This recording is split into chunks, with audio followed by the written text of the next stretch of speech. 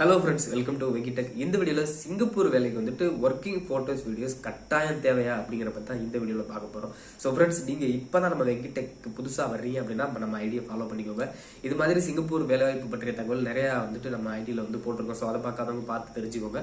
So வாங்க இந்த video பார்க்கலாம். இப்போ சிங்கப்பூர் வேலை அப்படின்னா ஏஜென்சி மூலமாக நம்ம ட்ரை பண்ணி வர்றோம் அப்படின்னா கண்டிப்பாக வந்துட்டு ஒர்க்கிங் ஃபோட்டோஸ் வீடியோஸ் வேணும். அது என்ன ஒர்க்கிங் ஃபோட்டோஸ் வீடியோஸ் அப்படின்னா, நீங்கள் ஒரு வேலைக்காக நீங்கள் ட்ரை பண்ணுறீங்க அப்படின்னா அந்த வேலையில் உங்களுக்கு எக்ஸ்பீரியன்ஸ் இருக்குது அப்படின்னா அந்த வேலை நீங்கள் ஒர்க் பண்ணியிருப்பீங்க இல்லையா, ஏதாவது நம்ம இந்தியாவில் ஒரு கம்பெனியில் ஒர்க் பண்ணியிருப்பீங்க இல்லையா, அந்த கம்பெனியில் ஒர்க் பண்ண மாதிரி நீங்கள் இப்போ ஒரு ஆப்ரேட்டர்னு வச்சுக்கலேன்.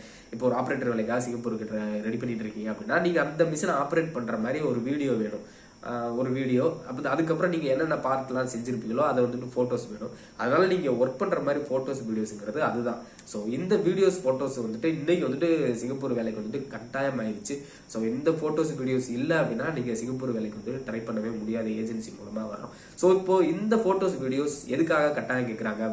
இப்போ நிறைய பேர் என்கிட்ட சொல்றது என்னன்னா, பிரதர் எனக்கு என் மேலே சத்தியமாக எனக்கு வேலை தெரியும், ஆனால் வந்துட்டு என்கிட்ட ஃபோட்டோஸ் வீடியோஸ் இல்லை அப்படிங்கிற மாதிரி தான் சொல்கிறாங்க. ஸோ இதெல்லாம் வந்துட்டு நம்ம நம்பலாம், ஆனால் அந்த சிங்கப்பூர் ஏஜென்ட் இந்த ஓனர் வந்துட்டு நம்ப மாட்டாங்க. அதனால அவங்களுக்கு வந்துட்டு கண்டிப்பாக வந்துட்டு ஃபோட்டோஸ் வீடியோஸ் கண்டிப்பாக தேவைப்படும். ஸோ எதனால அப்படின்னு கேட்டிங்கன்னா, ஃபர்ஸ்ட் விஷயம் வந்துட்டு இப்போ ஒரு ஜென்ரல் ஒர்க்கர் வேலை வருதுன்னு வச்சுக்கலேன்.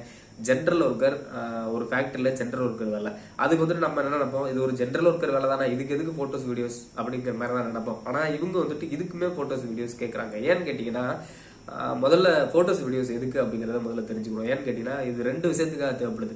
முதல் விஷயம் என்னன்னு கேட்டிங்கன்னா, இப்போ ஒரு ஜென்ரல் ஒர்க்கர் வேலை வருதுன்னா ஃபோட்டோஸ் வீடியோஸ் தேவையில்லை அப்படின்னு சொல்லி வந்துச்சுன்னு வச்சுக்கலேன். ஒரு 100 பேர் வந்துட்டு டாக்குமெண்ட் கொடுப்பாங்க. நான் இந்த வேலைக்கு ஜென்ரல் ஒர்க்கருக்கு வர்றேன், எனக்கு அப்ளை பண்ணுங்க அப்படிங்கிற மாதிரி ஒரு 100 பேர் கொடுப்பாங்க. ஸோ இந்த 100 பேரை வந்து ஃபில்டர் பண்ணணும். அப்போ வந்துட்டு ஒர்க்கிங் போட்டோஸ் வீடியோஸ் கொடுங்க அப்படிங்கிறப்போ அந்த ஒரு 100 பேர் டாக்குமெண்ட் அனுப்பியிருப்பாங்கல்ல, இப்போ அந்த போட்டோஸ் வீடியோஸ் மட்டும் கொடுங்க பிளஸ் டாக்குமெண்ட் கொடுங்க அப்படிங்கிறப்போ ஒரு 90. அப்போ அந்த ஃபோட்டோஸ் ஒர்க்கிங் ஃபோட்டோஸ் வீடியோஸ் வேணும் அப்படிங்கிறப்போ அந்த ஃபோட்டோஸ் வீடியோஸ் யாருக்கிட்ட இருக்காது. ஸோ அது இருக்கிறவங்க பார்த்தீங்கன்னா ஒரு 100ல் ஒரு 5 பேர் தான் வந்துட்டு ப்ராப்பராக எக்ஸ்பீரியன்ஸ் வச்சிருப்பாங்க, அந்த ஃபோட்டோஸ் வீடியோஸ் வச்சிருப்பாங்க. இப்போ இந்த 100 பேர் அனுப்புன இடத்துல இப்போ அந்த ஃபோட்டோஸ் வீடியோஸ் கேட்கவும் ஒரு 5 பேர் தான் வந்துட்டு அனுப்ப முடியும். ஸோ ஏஜென்ட்டுக்கு வந்து சுலபமாக போயிடுச்சு அந்த ஒர்க்கரை வந்துட்டு ஈஸியாக ஃபைன் பண்ணுறதுக்கு. இல்லாட்டி அப்படின்னா அந்த 100 பேரில் ஒருத்தருக்கும் நம்ம இன்டர்வியூ பண்ணி அந்த மாதிரி எடுக்கிறதுங்கிறது ரொம்ப கஷ்டம். ஸோ இப்போ அந்த 5 பேர் தான் கொடுத்துருக்காங்க அப்படிங்கிறப்போ அவங்களுக்கு வந்துட்டு ஈஸியாக தேவையான அந்த எக்ஸ்பீரியன்ஸ் உள்ள கரெக்டான ஆளை வந்துட்டு ஈஸியாக எடுத்துக்கிற முடியும். ஸோ இது ஒரு பாயிண்ட், ஃபோட்டோஸ் வீடியோஸ் கேட்குறது இது ஒரு ரீசனு.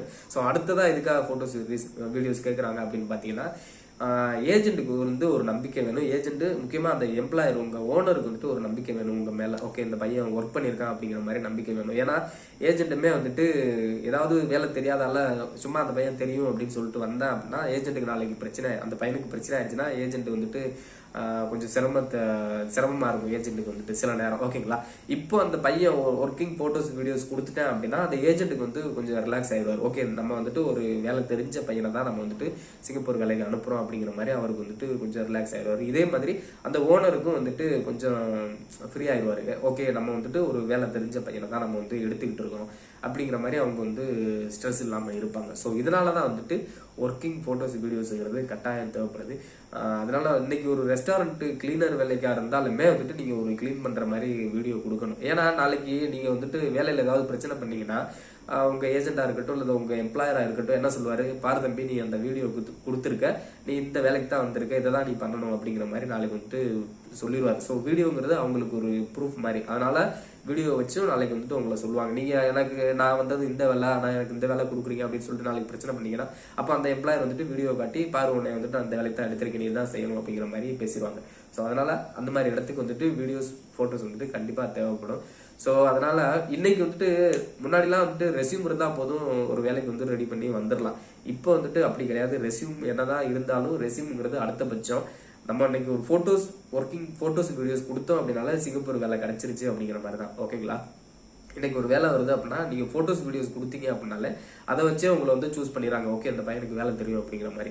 ரெஸ்யூம்ங்கிறது எதுக்காக அப்படின்னா, ஓகே எந்த கம்பெனியில் வேலை பார்த்துருக்கான், எத்தனை வருஷம் வேலை பார்த்துருக்கான், என்னென்ன வேலைலாம் செய்வான், இவனை பற்றின டீட்டெயில் தெரிஞ்சுக்கிறதுக்காக மட்டும்தான் ரெஸ்யூம். மற்றபடி ரெஸ்யூம் வச்சு நீங்கள் வந்துட்டு ஒரு வேலையும் வந்து வாங்க முடியாது ஏஜென்ட் மூலமாக வர்றப்போ.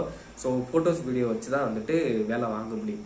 ஸோ ஓகேவா ஃப்ரெண்ட்ஸ், அதனால கடைசியாக இந்த வீடியோவில் என்னன்னா, நீங்க ஒரு சிங்கப்பூர் வேலைக்கு ட்ரை பண்றீங்க அப்படின்னா கண்டிப்பா வந்துட்டு நீங்க ஒர்க் பண்ண போட்டோஸ் வீடியோஸ் வேணும். நீங்க இப்போ ஒரு கம்பெனில ஒர்க் பண்ணிட்டு இருக்கீங்க அப்படின்னா கண்டிப்பா நீங்க ஒரு வேலைக்காக ட்ரை பண்ணும்போது அந்த போட்டோஸ் வீடியோஸ் ரெடி பண்ணி வச்சுக்கோங்க. ரெடி பண்ணி வச்சுக்கிட்டு அதுக்கப்புறம் ஒரு சிங்கப்பூர் வேலைக்கு ட்ரை பண்ணுங்க.